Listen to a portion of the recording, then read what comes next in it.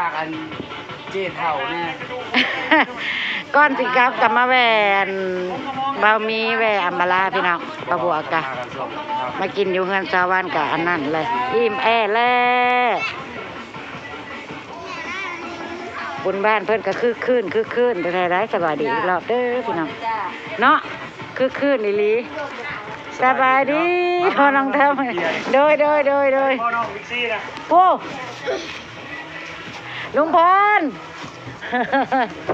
ลุงพรเราห่วงชวนเราปลูกยังแน่นี่อ่ะ ปลูกละเล็กละหน่อยบะมีปลูกชูแนวอะไรค่ะปลูกแนวละเล็กละหน่อยมันหักบ่งาม เบิ่งสวนข่อยพุ่น นั่นแล้ว เขาไปส้มสวน สวนเจ้าบอกคอยกายมานี่นะ ให้แม่เบิ่งลงไปไปเลาะเบิ่งแล้วเป็นหยังก่อนสิ ระวังล้ออันแม่น้องเมยบอกนี่นะ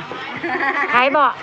แม่น้องเมย แม่น้องเมยเนาะแต่งข้าวปุ้นหากาสิไปชมสวนบ่มีก็บ่ได้มาจักเทื่อเบิ่งแต่ในคลิปโดย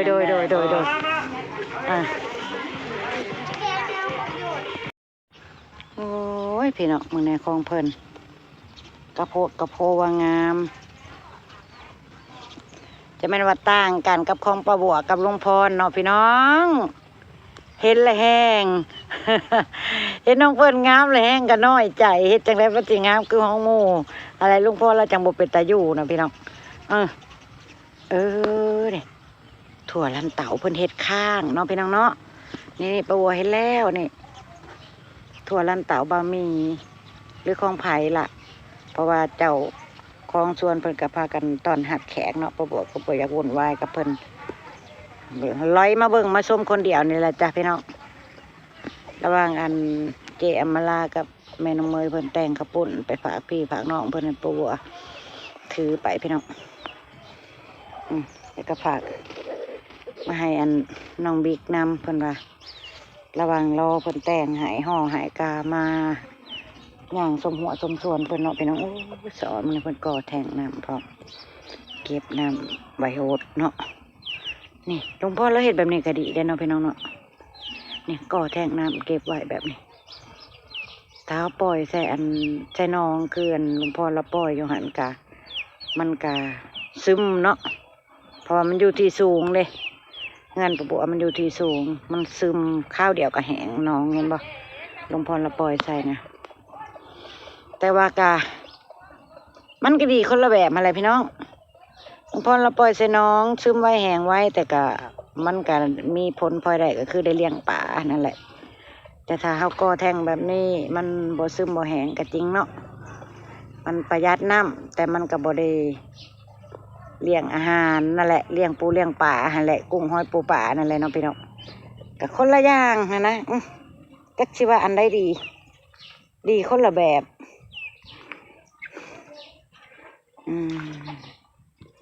นี่เพราะที่สาววันเราอันเห็ดนาให้ใหญ่ประบวกก็เห็นแต่ในคลิปปะพี่น้องปะประบวกกับมาทั้งที่ประบวกชิ้นย่างเบิ้งให้เบิร์ดนี่แหละเพราะว่าถาดสิมาโลดมันก็บ่มีโอกาสได้มาดอกเนาะพี่น้องมาเห็นตัวจริงแล้วเป็นตาอยู่เป็นตาเศร้าร้า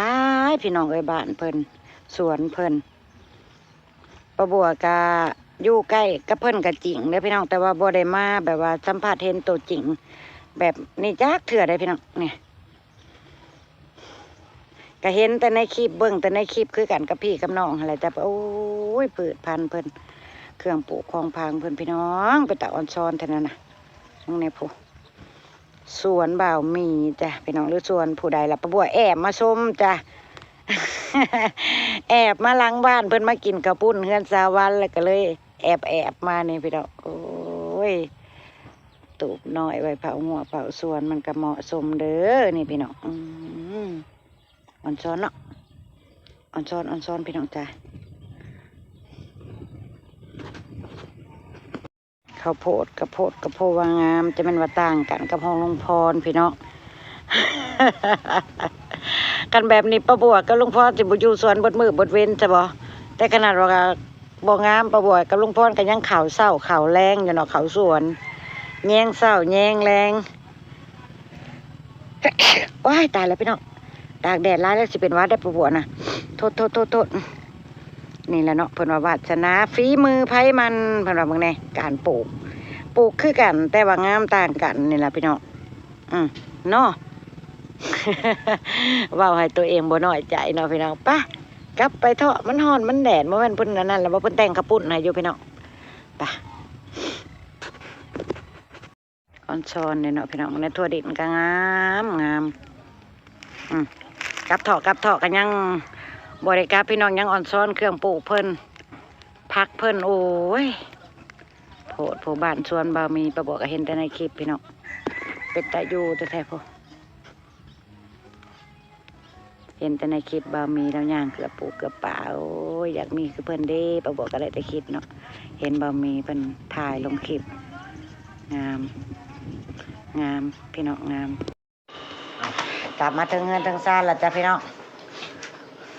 เป็นห่วงน้องบิ๊ก ดีปลาลุง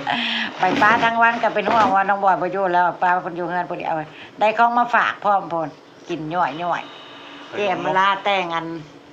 ขนมมกให้กับข้าวปุ้นพี่น้องมาฝากน้องบิ๊กเพิ่นว่ามากับสัตว์แล้วแซ่บจ้า อยู่เงินผู้เดียวนั่งง้อยอยู่ผู้เดียวพอเราห่วงชวนเราไปน้อง พี่น้องไปเบิ่งสวนนี่ก่อน น่ะเราห่วงชวนเราก็ไปเมื่ออยู่หั่นแหละไปยันงัวเขาชวน งัวเขาสวน ยันมันเข่าทั้งเฮือนนี่แหละเพราะว่าทั้งเฮือนทำบริอัดประตูเด้ยันน้องบิ๊กเพิ่นบ่ได้เบิ่งรอบคอบมันลอยเข่า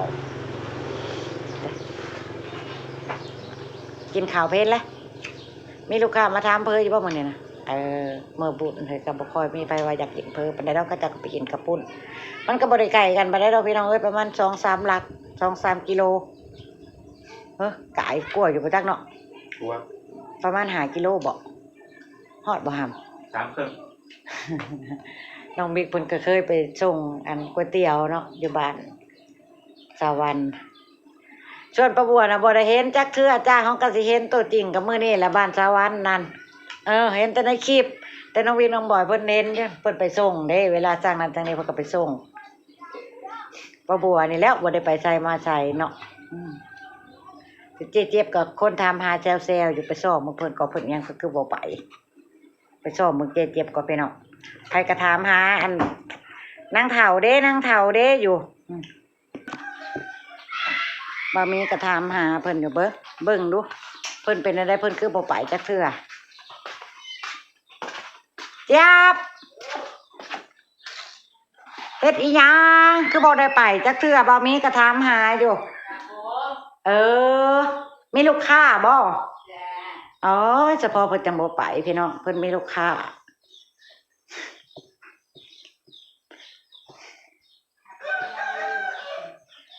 ปัจจีบอกว่า